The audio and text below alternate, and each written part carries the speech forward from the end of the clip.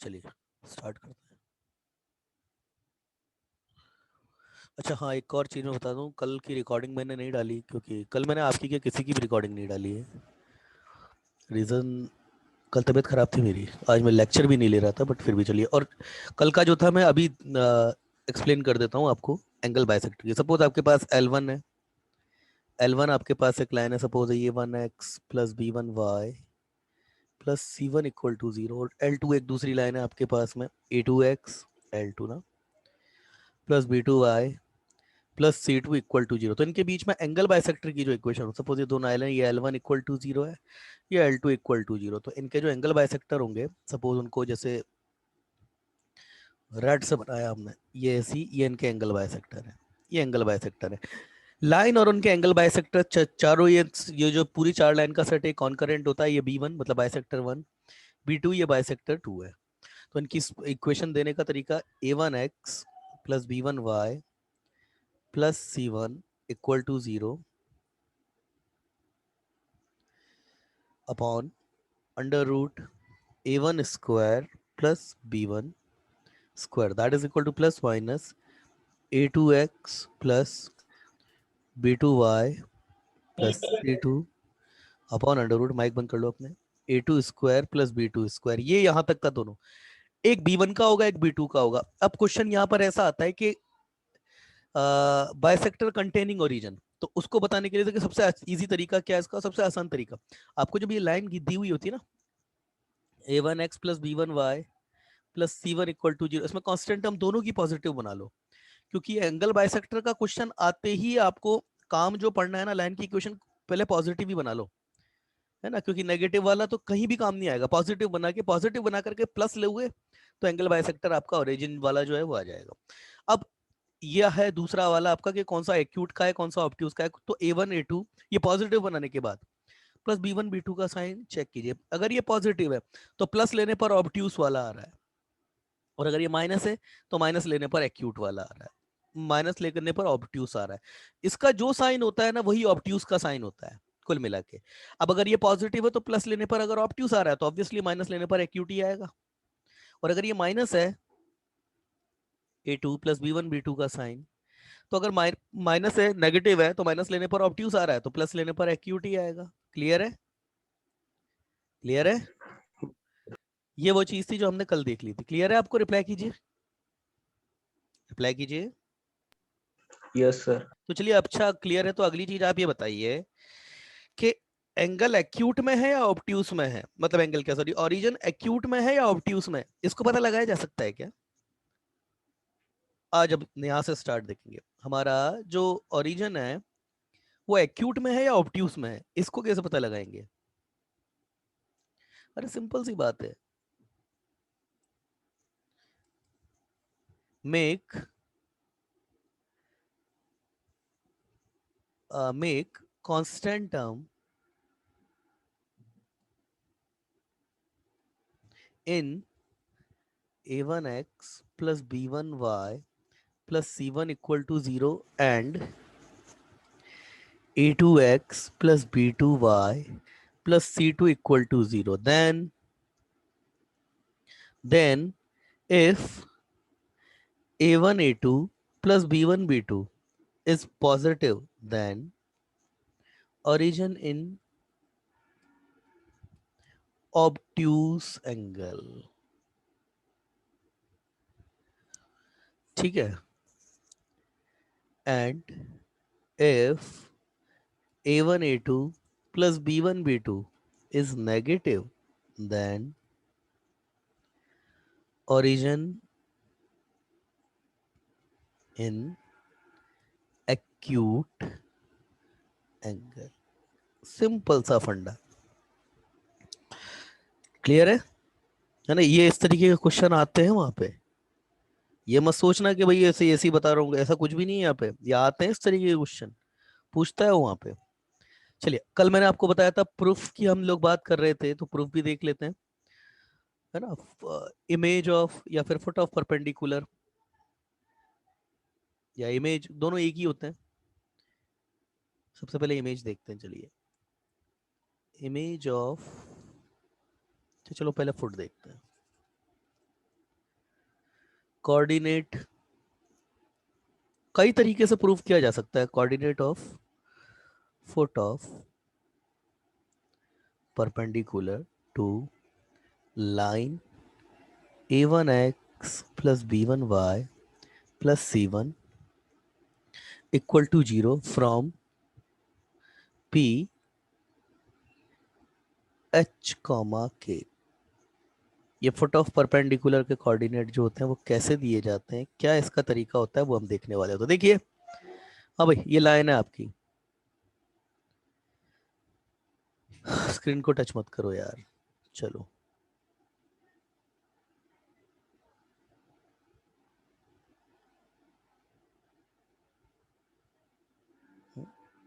Suppose ये line है आपकी, ये लाइन है, ठीक है ना, और ये आपका एक पॉइंट है पी, पी एच कॉमा के, ये पॉइंट है।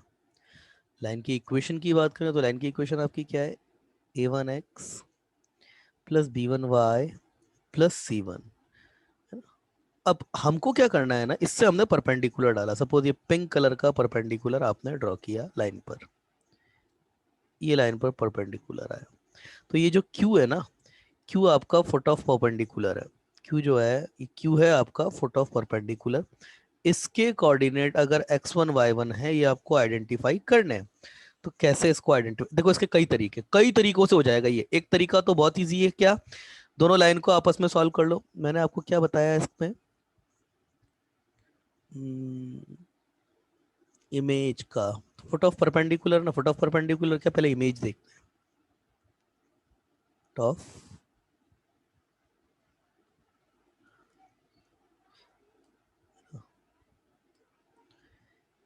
Coordinate of image of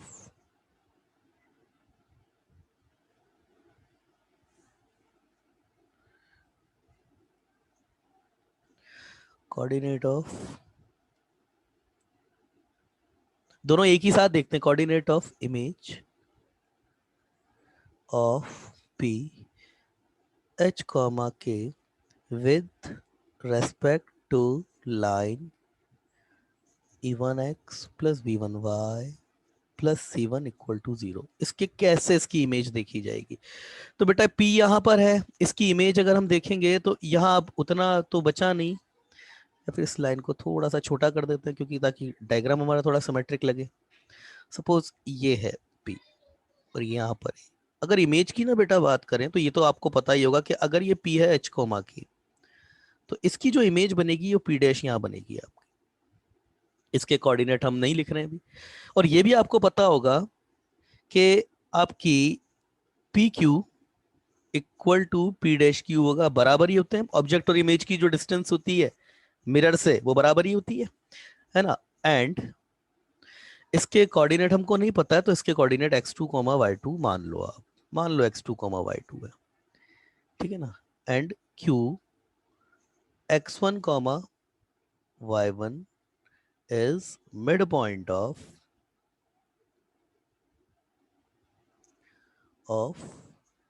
p h k and p dash, that is x2 y2, ठीक है। ये है भाई बात। चलिए, तो अगर q आपका मिड पॉइंट है तो इसका मतलब तो x1 को मैं ऐसे भी लिख सकता हूं ना, h प्लस x2 अपॉन 2, और y1 को मैं ऐसे भी लिख सकता हूं k प्लस y2 अपॉन 2। ये now q x1 y1 lies on the line, lies on the line, कौन सी लाइन पर, a1x plus b1y plus c1 equal to 0, इस पे लाई करता है। और अगर लाई करता है तो ये इसको सेटिस्फाइड करना चाहिए, तो इसको सेटिस्फाइड कर सकते हैं यहाँ पे। तो हम ये कह सकते हैं कि मतलब a1x1 plus b1y1 plus c1 equal to 0। अब x1 y1 की वैल्यू रख दीजिए, तो ये a h plus x2 upon 2 plus b1, ये है k plus y2 upon 2 plus c equal to 0। तो इसको बेटा हम यहाँ पर ऐसे लिख सकते हैं ना, इसका डेरिवेशन चेक कर रहे हैं हम लोग। तो इसको तो ऐसे लिखा जा सकता है कि A1 H plus X1 plus B1 K plus Y2 X2 और ये Y2 plus C1 2C1 equal to 0, ऐसे लिखा जा सकता है। अरे भाई क्लियर है, ऐसे लिखा जा सकता है। Yes. चलिए आगे देखो कि हम ये भी यस सर। चलिए, है ना, देखते चल रहे हैं यहाँ पे। आगे एक और चीज देखिए, आपके पास ये जो लाइन है, गिवन लाइन, और ये पीपी डैश, क्या ये दोनों परपेंडिकुलर नहीं है क्या? परपेंडिकुलर है ना, यस सर। है ना? Perpendicular. हाँ, एंड गिवन लाइन, कौन सी given line? a1x plus b1y plus c1 equal to 0 and line p dash are perpendicular. और परपेंडिकुलर है तो इन दोनों के स्लोप का जो प्रोडक्ट है वो क्या आना चाहिए? इन दोनों के स्लोप का प्रोडक्ट -1 आना चाहिए। तो One. हाँ, तो इसका स्लोप क्या है? इसका स्लोप तो भाई -a1/b1 है। और जो लाइन पी डैश है उसका क्या है? वो तो आपके पास में, इस पी के तो कोऑर्डिनेट आपको पता ही है, और पी डैश के भी कोऑर्डिनेट आपको पता है, एच कोमा के और x2 कोमा y2। तो ये तो मैं ऐसे लिख सकता हूँ ना कि y2 माइनस के अपॉन x2 माइनस h, ये मेरा -1 होना चाहिए। यही तो मतलब है इस बात का भाई, यही तो मतलब है ना इस बात का, और क्या है? Yes, sir. चलिए अब अगर ये ऐसा है तो इधर देखो अब यहाँ पे कि फिर तो इसका मतलब मैं ऐसे लिख सकता हूँ कि y2 माइनस के अपॉन b1, देखते हुए चलो बस, और ये आपके पास में x2 minus h upon a1, ये ऐसे लिख सकता हूँ। क्या समस्या है इसमें? ऐसे लिखा जा सकता है ना, है ना? Yes, sir. चलो ठीक है, इसको बेटा थोड़ी देर के लिए अपन लैम्डा बोल देते हैं, इसको लैम्डा बोल देते हैं। अब ये लैम्डा की वैल्यू जो है आपको आइडेंटिफाई करनी है, तो ये लैम्डा की वैल्यू कैसे आइडेंटिफाई होगी? अब आपको कुल मिला के ये लैम्डा की वैल्यू जो है वो आइडेंटिफाई करनी है। अब ये लैम्डा की वैल्यू कैसे आइडेंटिफाई होगी? बता सकता है कोई बच्चा कि लैम्डा की वैल्यू सर ऐसे निकाल दो? बड़ी लेट लेट से बच्चे आते हैं क्या, इतना टाइम वैसे इतनी इस क्लास में बहुत कम प्रेजेंट होती है। अब ये लैम्डा की वैल्यू कैसे निकाले? इस पूरे को मैंने लैम्डा बोल दिया, अब ये लैम्डा की वैल्यू कैसे निकाले? कोई भी बच्चा, इस लैम्डा की वैल्यू कैसे निकालें? दीजिए रिप्लाई कीजिए, इस लैम्डा की वैल्यू कैसे निकालेंगे? कैसे निकालें?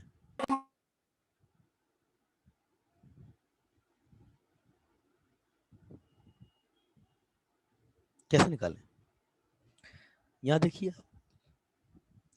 ये रहा, इसको देखो यहाँ पे, थोड़ी देर रिकॉर्डिंग।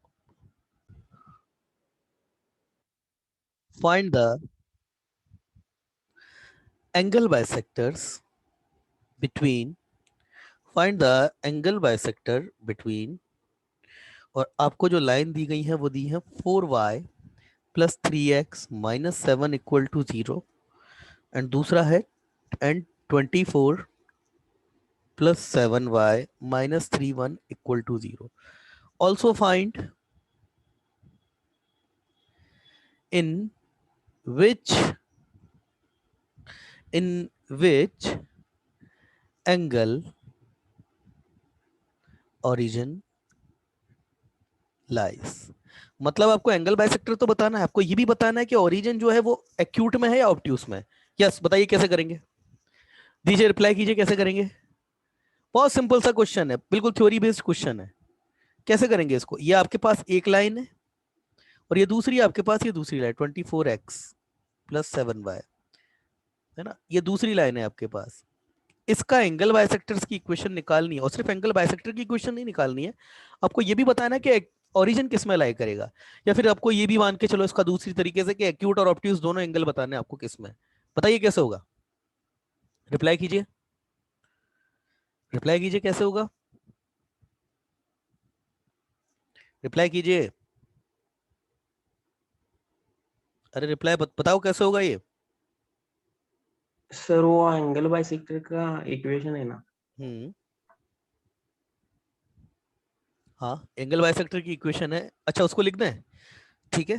तो ये a1x, हाँ अच्छा सर। अच्छा चलो एंगल बाइसेक्टर की इक्वेशन लिख देते, बच्चे का मैसेज नहीं आया है। अच्छा चलिए एंगल बाइसेक्टर की इक्वेशन लिख देते, तो एंगल बाइसेक्टर की इक्वेशन से तो ये 4x plus 3y minus 7 upon 4 का स्क्वायर 5 और 3 का स्क्वायर, ये बेटा परफेक्ट स्क्वायर में जाएगा क्योंकि पाइथागोरन ट्रिपलेट में 5 आएगा यहाँ पे, plus minus equal to plus minus 24x plus 7y minus 31 और अपॉन ये भी ये 25 24 और 7 ये भी पाइथागोरन ट्रिपलेट होते हैं, तो ये आपके पास में 25 का स्क्वायर आएगा नीचे प्लस 625 आ जाएगा, तो वो 25 हो जाएगा। ये लीजिए, अब क्या करें, एंगल ओरिजिन कौन सा एंगल बाइसेक्टर में ये आपको बताना है, तो कैसे होगा, कैसे होगा आपका एंगल कौन से सेक्शन में ये आपको बताना है। गलत है तरीका, मैंने आपको अभी भी बताया था और कल भी बताया था कि जब भी एंगल बाइसेक्टर आ जाए ना तो लाइन की जो आपके पास कांस्टेंट टर्म है उसको हमेशा पॉजिटिव बना लीजिए। ये मैंने आपको पहले भी बताया था, बिना इसको पॉजिटिव बनाए ये क्वेश्चन ही नहीं होगा। तो लाइन आपके पास है 4x plus 3y minus 7 equal to 0, उसको पॉजिटिव कैसे बनाएंगे, माइनस से मल्टीप्लाइड कर दीजिए, minus 4x minus 3y plus 7 equal to 0।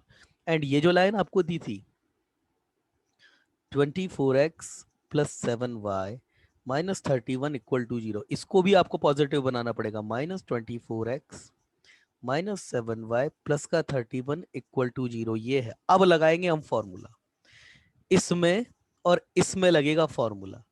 अब लगाइए, minus 4x minus 3y plus 7 upon 5 equal to plus minus minus का 24x माइनस का 7y प्लस का 31 अपॉन 25, ये है भाई। आगे बताइए कैसे होगा, आगे बताइए कैसे होगा। अब क्या करेंगे, अब क्या करेंगे, ओरिजिन वाला एंगल बाइसेक्टर कैसे आएगा, ओरिजिन वाला एंगल बाइसेक्टर कैसे आएगा, किस एंगल में ओरिजिन है, या फिर ओरिजिन वाला एंगल बाइसेक्टर कैसे आएगा ये भी बताया, अभी अभी तो बताया था, दोबारा रिपीट करके भी बताया। ये तो गलत है भाई, इस तरीके से तो नहीं काम चलेगा, आप लोग ऐसे अगर ऐसे करेंगे तो। ओरिजिन वाला एंगल बाइसेक्टर कैसे आता है, किसके रिगार्ड में आता है, रिप्लाई करो भाई। पॉजिटिव लेने for angle bisector containing origin, containing origin में find y plus sign, plus कब, जब आप कांस्टेंट टर्म पॉजिटिव बना चुके हो उसके बाद प्लस लेना है आपको। तो ये हो जाएगा माइनस 4x माइनस का 3y प्लस का 7 upon 5 equal to plus sign लेने पर ये माइनस का 24x माइनस का 7y प्लस का 31 और ये अपॉन का 25, ये 5 से ये 25 5 टाइम कैंसिल हो जाएगा, ये हो जाएगा माइनस का 20x माइनस का 15y ये 35 इक्वल टू माइनस का 24x माइनस का 7y प्लस का 31 और ये आपके पास में टोटल कितना हो गया 4x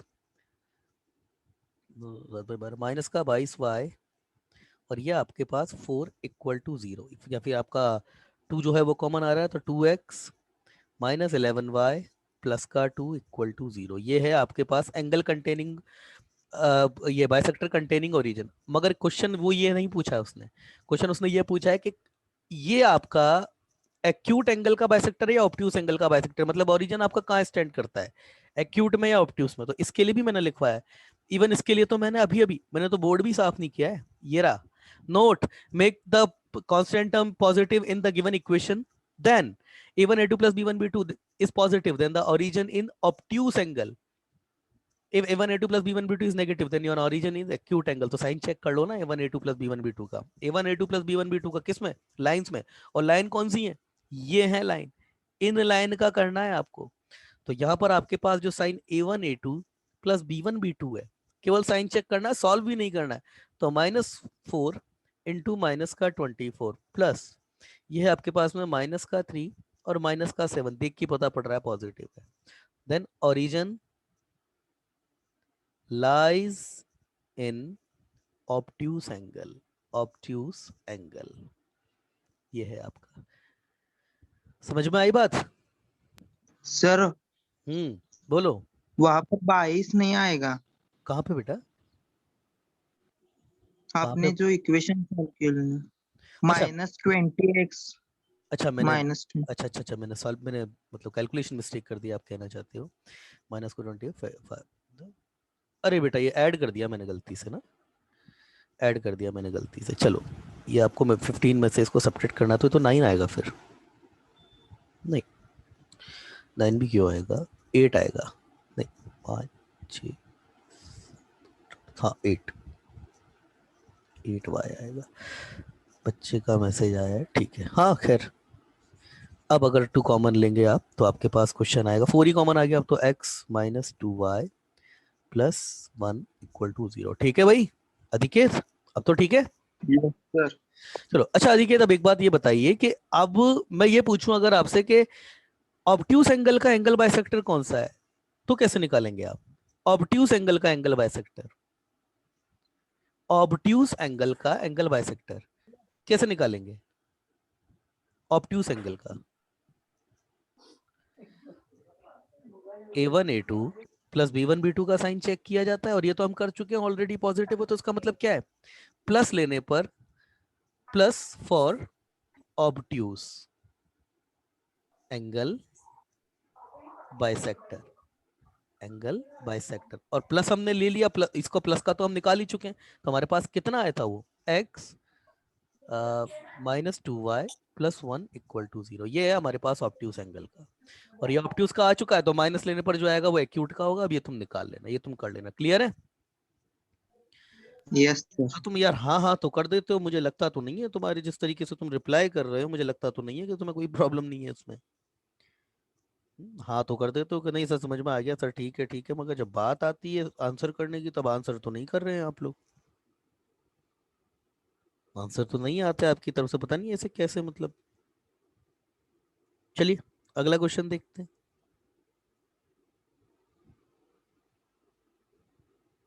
अगला क्वेश्चन देखते हैं, चलिए।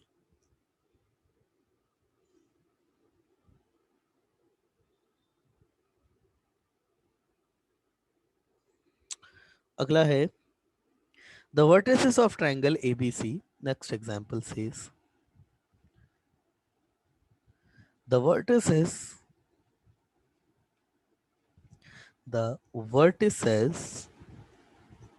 of triangle ABC. These are the given to you, and the vertices which are given to you are -1, 11। Obviously ये एक ही होगी। बी का क्या गिवन है आपको, -9, -8, और सी आपको गिवन है 15, -2। ठीक है ना? अब वो कहता है find the equation of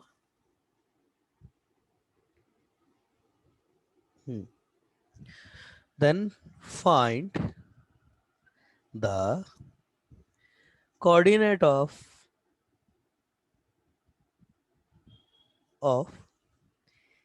in center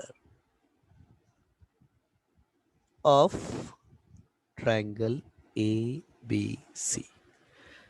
अब क्या होगा, देखिए दो तरीके, एक तरीका तो क्या, कई तरीके से हो जाएगा वैसे क्वेश्चन। एक तरीका तो क्या है ना, इन सेंटर किसका कॉन्करेंसी पॉइंट होता है, एंगल बाइसेक्टर्स का। तो कुल मिलाकर के लाइन ए बी और बी सी की इक्वेशन आपको निकालनी पड़ेगी, उनका एंगल बाइसेक्टर निकाल लो। एक तो तरीका वो है, एक एंगल ए का निकाल लो, एंगल बी का निकाल दो, उसको सॉल्व कर लो। मगर वहां पर फिर यही समस्या आएगी आपके सामने, अरे ये तो टेढ़ा क्वेश्चन है। क्यों? आपको सबसे पहले ये निकालना पड़ेगा, ये बहुत टेढ़ा क्वेश्चन है, ये सब्जेक्टिव टाइप वाला क्वेश्चन है ये, मतलब हाँ ये टाइम टेकिंग है, ये थोड़ा टाइम लेगा आपका। क्यों टाइम लेगा? आपने ए बी की इक्वेशन निकाल ली चलेगा, बी सी की इक्वेशन निकाल दी चलेगा, सी ए की इक्वेशन तीनों निकालनी पड़ेगी क्योंकि दो एंगल बाइसेक्टर की जरूरत है। अब जैसे ही आप एंगल बाइसेक्टर लेने चले, आपके पास एक्यूट और ऑब्ट्यूस दोनों है। अच्छा आप दोनों निकाल सकते हो, मगर आपको ये पता करना पड़ेगा कि एंगल बी आपका जो है वो एक्यूट है या ऑब्ट्यूस है। इसके लिए आपको क्या करना पड़ेगा, tan A tan B tan C तीनों निकालने पड़ेंगे, तीनों ही निकालने पड़ेंगे आपको, क्योंकि तभी तो पता पड़ेगा आपको एक्यूट है। और tan A tan B tan C की वैल्यू कैसे निकाली जाती है मैं बता चुका हूँ, इस लाइन का स्लोप, इस लाइन का स्लोप, इस लाइन का स्लोप, तीनों को असेंडिंग ऑर्डर में आपको अरेंज करना है, और अरेंज करके फिर वो पूरा जो प्रोसेस है वो मैं पूरा ऑलरेडी बता चुका हूँ। तो tan A tan B tan C triangle के अंदर ही आइडेंटिफाई किए जा सकते हैं। एक तो तरीका ये है एंगल बाइसेक्टर से, एंगल बाइसेक्टर से अब ये पता पड़ गया है, थोड़ा लेंदी है। दूसरा भी एक तरीका है। तो वो दूसरा तरीका और क्या हो सकता है? एक तरीका तो बता दिया मैंने एंगल, अरे बात रिप्लाई करो, समझ में आई या नहीं आई मेरी बात? भाई अगर हमने एंगल बाइसेक्टर के थ्रू गए तो एंगल बाइसेक्टर तो आपके पास किसी भी एंगल के दो होते हैं, एक्यूट और ऑब्ट्यूस। अब यहाँ पर ये बहस हो जाएगी कि सर ये ट्रायंगल जो के अंदर के जो एंगल है वो एक्यूट है या ऑब्ट्यूस, ये फिर बात आपको चेक करनी पड़ेगी। तो ये चेक करना पड़ेगा आपको, और इसको चेक करने के बाद फिर आप बताओगे कि एक्यूट का निकालें या ऑब्ट्यूस का निकालें। वो बहुत लंबा चौड़ा प्रोसेस, और वो मतलब आपको तीनों एंगल आइडेंटिफाई करने पड़ेंगे। तो क्या और कोई तरीका पॉसिबल है? क्या और कोई तरीका पॉसिबल है? क्या और कोई तरीका पॉसिबल है इसका? इन सेंटर के कोऑर्डिनेट निकालने के लिए, इन सेंटर, ध्यान दीजिएगा, इन सेंटर के कोऑर्डिनेट अगर मुझे निकालने, तो क्या कोई और तरीका पॉसिबल है? क्या कोई और तरीका पॉसिबल है?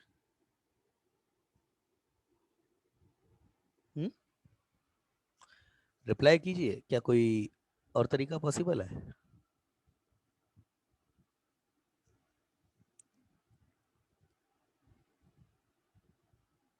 अब देखिए इधर, कभी भी आईआईटी जेई में जो क्वेश्चन होता है ना, वो सब्जेक्टिव नहीं आता है। और अगर सब्जेक्टिव मतलब अगर कोई क्वेश्चन जो है वो कैलकुलेटिव हो रहा है, तो उसका मतलब आप कुछ गलती कर रहे हो। अब इसमें देखो ट्रिक क्या है, AB का, AB की जो लेंथ है वो निकालिए आप। AB कितना है आपके पास? A आपके पास ये, B आपके पास ये। तो जरा मैं AB की अगर लेंथ निकाल दूं तो ये 9 माइनस 1, तो ये आपका 7 का स्क्वायर, और ये 11 प्लस 8, ये आपका 19 का स्क्वायर, ये आ रहा है। अच्छा मैं जरा AB की लेंथ मैंने निकाल दी, AC की जरा मैं लेंथ निकाल देता हूँ एक बार। AC हमेशा क्या क्या चीजें चेक करनी है? पहले तो ट्रायंगल की सबकी लेंथ चेक कर लो, है ना, लेंथ सबकी निकाल लो, क्योंकि आपको इससे ये पता पड़ जाएगा ट्रायंगल कौन सा है आपका। क्योंकि अगर ये इक्विलेटरल ट्रायंगल बन गया, तो इक्विलेटरल ट्रायंगल के केस में तो आपका इन सेंटर, सरकम सेंटर और आपका ऑर्थो सेंटर, सेंट्रोइड सभी एक ही जगह होते हैं। तो वो इन सेंटर पूछ रहा है तो सेंट्रोइड निकाल के पकड़ा दो, वही बात है उसका। एसी की अगर मैं बात करूं, तो एसी मेरे पास हो जाएगा 14 का स्क्वायर, और ये मेरे पास 11 प्लस, एसी की बात कर रहे हैं ना, तो ये 14 नहीं बेटा, 14 थोड़ी होगा,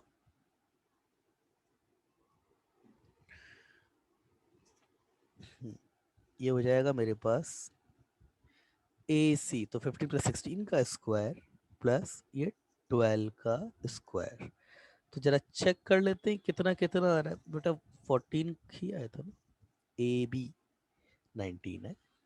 अब 7 का स्क्वायर 49, और आपके 19 का स्क्वायर कुछ 361 होता है शायद। सर वो 7 नहीं आएगा उधर। किधर? AC में? AB में क्यों 8 आएगा? 8 आएगा, 8 का स्क्वायर ना, 8 तो ये बेटा 64 हो जाएगा आपका। और ये AC की अगर बात करें तो ये 16 का स्क्वायर 256 प्लस 144, तो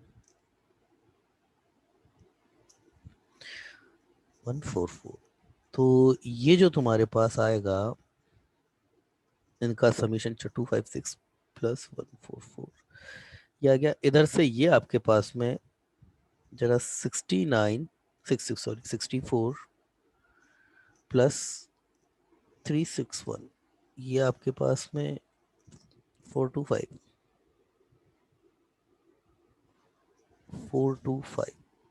A B C, 15 comma minus का 2 सही है।